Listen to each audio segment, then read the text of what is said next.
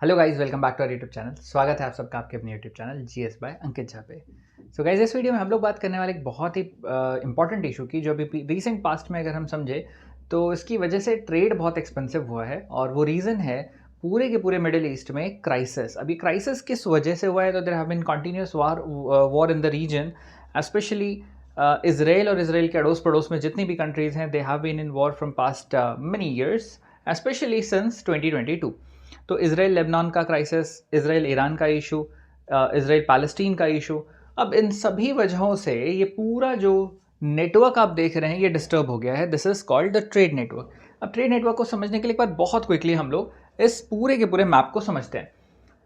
तो यहाँ पर आपके पास इंपॉर्टेंट कॉन्टिनेंट्स हैं और साथ में कौन कौन से ट्रेड रूट्स हैं वो हमको समझना है। तो देखो, अगर आप यहाँ पर देख पा रहे हैं तो नॉर्थ अमेरिका का लैंड ब्रिजेस है। लैंड ब्रिजेस बोले तो जो ट्रेड इन एंड अराउंड अपने कॉन्टिनेंट में वो लोग कर रहे हैं, नॉर्थ अमेरिका में। On the other hand there is ECNA that stands for the eastern coast of North America, और दूसरी तरफ आपको दिख रहा है trans Pacific western coast of North America. ये अब इसी तरीके से अगर आप साउथ अमेरिका में चलें तो eastern coast of South America trade route आपको ये दिख रहा है। तो अब क्योंकि यहाँ से अगर हम ट्रेड करें तो यहाँ तक पहुँचने के लिए, साउथ ऑफ एशिया तक पहुँचने के लिए आपको सबसे सिंपल सा रूट ये नज़र आ रहा है। अब ये इतना सिंपल भी नहीं है जैसा हम देख पा रहे हैं। So eastern coast of North America से कोई भी ट्रेड होगा तो वो स्ट्राइट ऑफ गिब्राल्टर होते हुए, स्वेज होते हुए, रेड सी के रीजन से इंडिया तक या साउथ ऑफ एशिया तक पहुँचेगा। एक एनिमेशन में आपको ज़्यादा क्लियरली ये चीज़ समझ आएगी कि किस तरीके से eastern coast of North America से शिप चली, स्ट्रेट ऑफ गिब्राल्टर होते हुए, पूरे सुएज के रास्ते होते हुए, रेड सी के रीजन से चलते हुए पहुंची इंडिया तक।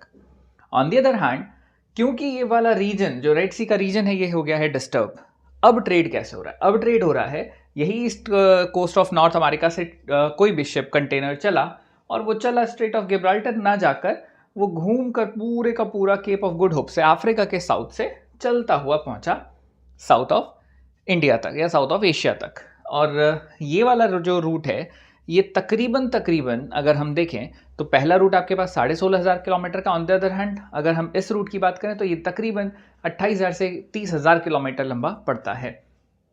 ऑब्वियस है, डिस्टेंस ज़्यादा तो इट विल टेक टाइम, ज़्यादा समय लगेगा, समय ज़्यादा तो फ्यूल ज़्यादा, कॉस्ट ज़्यादा, क्योंकि डिस्टेंस ज़्यादा कवर करना पड़ रहा है। ऑल इन ऑल सारे फैक्टर्स ऐसे हैं जिसकी वजह से कॉस्ट महंगा होता जाएगा। तो अगर हम कुछ इंपॉर्टेंट फैक्ट्स को समझें तो more than 35% of the average increase in the freight rates, जो लॉजिस्टिक ट्रेड का रेट है वो तकरीबन 35% बढ़ गया just because of this disturbance.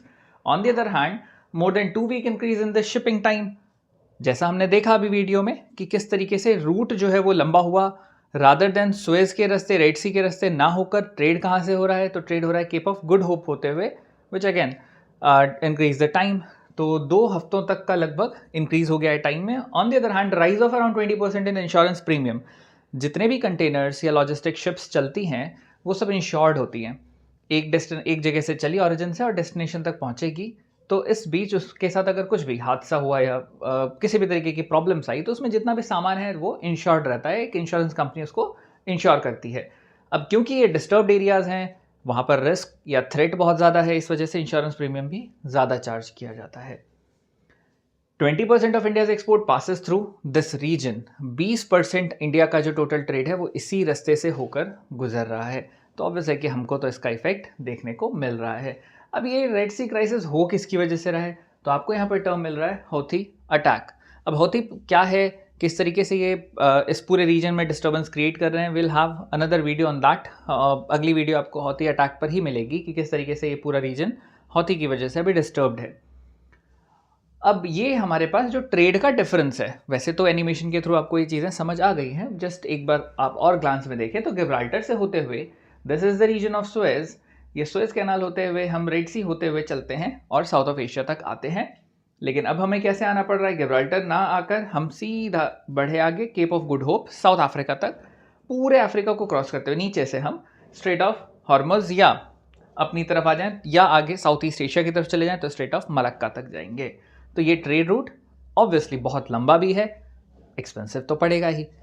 तो इतनी चीज़ें आपको रेड सी क्राइसिस से रिलेटेड पता होनी चाहिए। अब रेड सी क्राइसिस का रीज़न हम देखेंगे नेक्स्ट वीडियो में। तो इस वीडियो में इतना ही। आई आपको ये वीडियो समझ आई है। अगर आपको ये कंटेंट समझ आया है, do give us a like. अगर कहीं पर कोई डाउट है, कुछ भी क्वेश्चंस हैं, कमेंट बॉक्स आपके लिए हमेशा ओपन है।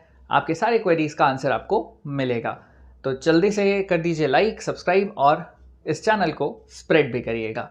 विद दिस मिलेंगे फिर हम बहुत जल्द एक नई वीडियो के साथ, कुछ नए कंटेंट के साथ। Till then take great care of your health. Bye bye and thank you so much.